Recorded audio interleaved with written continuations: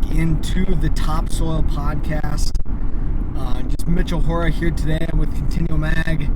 Trent and I have been crazy busy, so sorry for the lack of content here recently, but we'll try to keep on out as much stuff as we can, and then we'll try to pick stuff back up once we get things slowed down a little bit and are able to refocus back in on the podcast here too. So we'll be able to hopefully try to keep some more content coming out and whatnot, but just kind of update on what all's going on and some of my recent thoughts here on what we're learning, what we're seeing and whatnot. So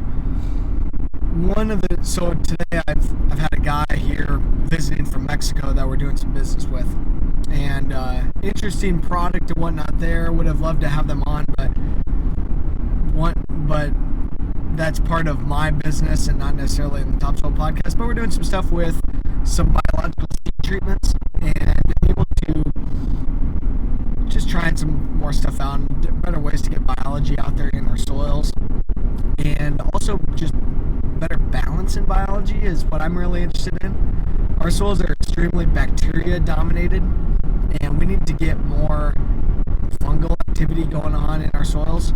So I'm really interested in that and how that whole piece can kind of play in and what we can do there. So doing some messing with that today, so we'll have some updates coming along the way. But interesting talk with him about the dynamics in Mexico versus up here. And of course, one of the first things we were talking about was trade, NAFTA. We've kind of hit on that on the podcast. So I want to get a little bit of his thoughts. And they raise a lot of tomatoes and stuff down there, especially his family operation. They're raising a lot of tomatoes. And he said that 98% of the tomatoes that they're producing in his area are exported to the U.S. 98% exported to the U.S. I think corn is like, I don't know if it's even 40% of our corn is exported, and like China's like, or Mexico's like the biggest buyer, but like not even, and that might be way off even. That for us, the exports are super important, but for them, it's like all export. And of course, you can't use that many tomatoes right there, and it depends on how exactly you're going to use them and whatnot, on how quickly you can actually make them work, because obviously they don't have a lot of shelf life. But so that was interesting that he was, we were talking about that and talking about that. Yeah, we need to get this figured out, and I think that will continue to smooth itself out. But wanted to talk a little bit then about what they are seeing with soil health versus what we're seeing up here. So they're utilizing these biological products and stuff just to get biology going in the system and just get some biological activity, because right now it's like there's just none, and no biological activity really at all. So they're trying to get some biology going back in the soil, and we were talking there too about that they've never really looked at that before, same that we haven't really looked at it that much either, as far as looking at looking at the soil as a living system, looking at the soil as that it's alive, that there's biology out there playing in, and this is not just a chemical mathematical equation. There's way more to it. So it was interesting that they're looking at the same kind of stuff down in Mexico too that we are up here on. Hey, there's way more to this than what we had looked at before, and we need to refocus. We got a lot to learn here, but we are on the right. We're moving in the right direction. We got to get this biology stuff figured out. We got to figure out, how does biology influence nutrient availability directly? How does the biology change nutrient cycling? How is it influencing residue breakdown? How is it influencing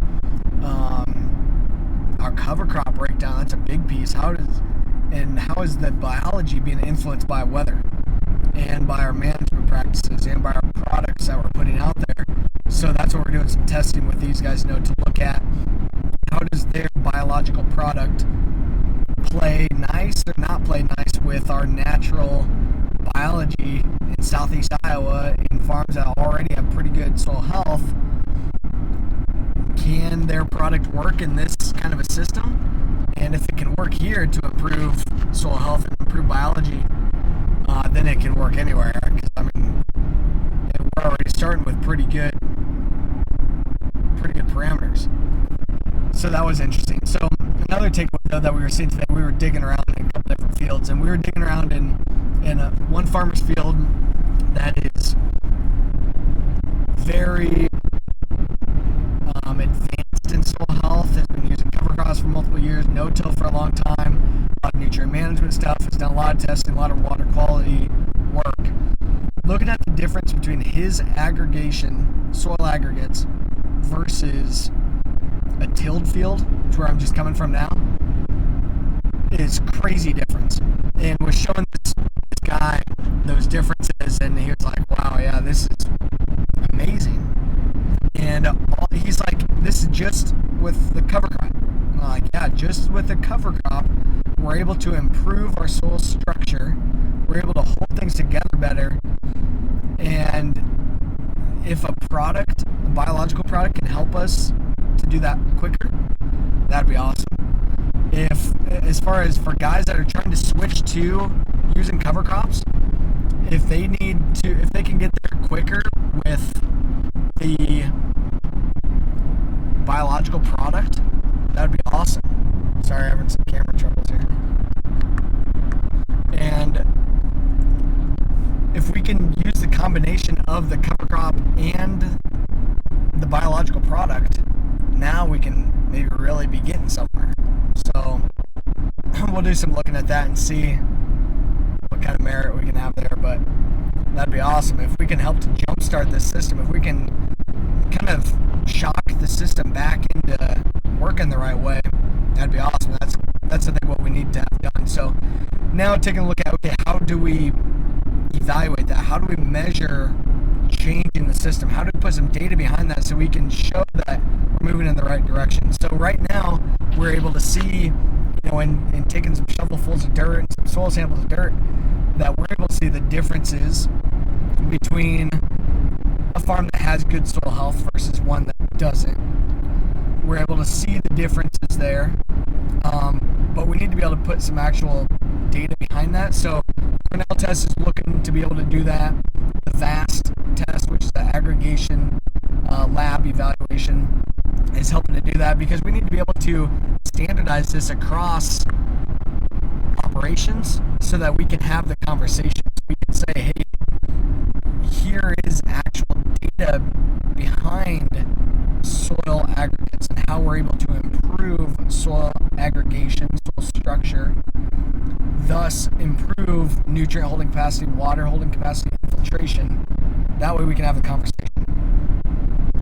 So very interested in doing more of those tests and stuff, and we've experimented with some to get better data behind these soil parameters so we can have the conversation, so we can have data to work off of and improve. But very cool to be able to go farm to farm, dig around, feel the soil, and notice those differences. And we've got pictures and stuff, and I try to post pictures and whatnot of that. We need to be able to tell that story. But it comes down to, we've got to be able to figure out how to pay for this though too. So some of the stuff Trent and I have talked about on the podcast, as far as getting this stuff tied in with sustainably sourced as an actual market, as getting regenerative ag in as an actual market that you have a premium for. This stuff is coming, and it's coming quick, and we've got to be able to though show why these things are important. We've got to be able to show the consumer, here's exactly what's going on, here's the improvements that I'm making for my farm and for the environment, and this is why it is also important though for you, for your operation, for your family, and for your family's health, is now because I have better ground, better soil that I'm producing this crop on, it's producing us a healthier crop at the end of the year that we are able to produce with less inputs and produce a healthier, better quality crop at the end of the year. And those things are coming. So right now looking at, okay, tying in the Haney test, tying in potentially other soil physical tests. I'm doing some experimenting here with some soil DNA tests, the PLFA test as well, to look at soil biology, evaluating our soil microbial communities, and figuring out how do we get the soil microbes to help us and to work for us. It's been really cool. So interesting to have this guy all the way from Mexico here today. He came just for the one day, flew all the way up here to Iowa just to watch us planting corn. We were treating seed, and pretty cool to have him. So, but that's kind of the thoughts coming out of the day, and we got a lot of work to do, but it's good things happening too. We're definitely interested in trying more stuff and be able to share the word and spread awareness about things that we are learning. So we'll try to post some of that stuff along here, but a lot of that we won't talk about it on this podcast too much, but on Continuum Ag you can find that kind of stuff on my pages. Anyway, so I guess kind of the question of the day here too, on what are some of the product stuff that you guys are looking at? How do we look at soil physical parameters too, or even other soil health parameters, tying that stuff all together, being able to have actual data behind it that we can utilize as the consumer continues to demand more data. But they're looking at, we need to sequester carbon, we need to clean up water. That's what they care. That's what the consumer cares about, and they also care about a better quality crop. We need to be able to show those parameters, show that, hey, we are able to do things environmentally better. So support us and help us out here, because some of these tools can end up being pretty expensive, and just conservation overall can cost a lot of money. So, but keep chugging along, and we'll keep you in there. But yeah, if you guys have any other stuff that you've seen, product stuff that you're trying that are working, helping us, not just on yield. I don't think it's yield is what's gonna solve all of our issues. It's how do we get better quality and produce a healthier crop. So that's the what we're looking for here today. But anyway, so just kind of a quick update, and we'll have a lot more to come. Hopefully we'll keep being able to put out content for you guys, and keep everyone in the loop of what's going on. But keep chugging along. Hopefully planting's going well for you. We've only got one more field of beans to do here on our operation, so we're just about done. But we'll keep you guys posted, and thanks for tuning in.